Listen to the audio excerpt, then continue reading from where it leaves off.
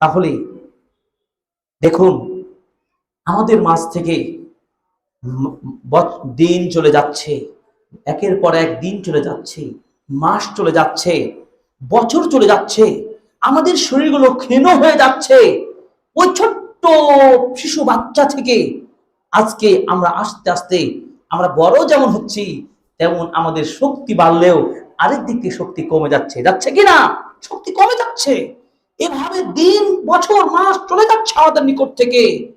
আমরা কতই না স্বপ্ন দেখেছি, কতই না ভাবনা করি, কতই না প্ল্যান করি, কতই না সুখের জন্য আমরা জীবন বাজি রেখে দুনিয়ায় দুনিয়ায় আমরা কাজ করে চলি।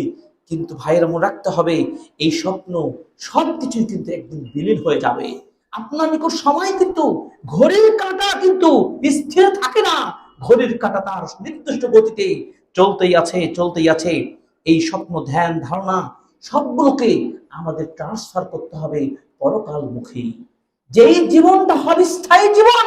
বাল তুসিরুনা হায়াতাদ দুনিয়া ওয়াল আখিরাতু খায়রু ওয়া আবকা। এই পৃথিবীর মানুষ, তোমরা দুনিয়ার জীবনকেই প্রাধান্য দিচ্ছ, দুনিয়ার জীবনের জন্য তোমরা লড়াই করছো, কিন্তু পরকালের জীবনটা কিন্তু তোমাদের জন্য স্থায়ী জীবন।